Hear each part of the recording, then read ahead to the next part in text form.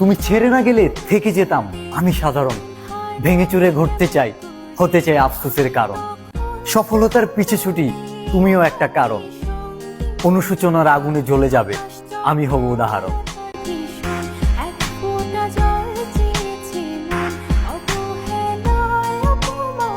फिर अगर मुझे तू कभी ना मिले, हम सफर मेरा तू बने ना बने, फासलों से मेरा प्यार होगा ना कम।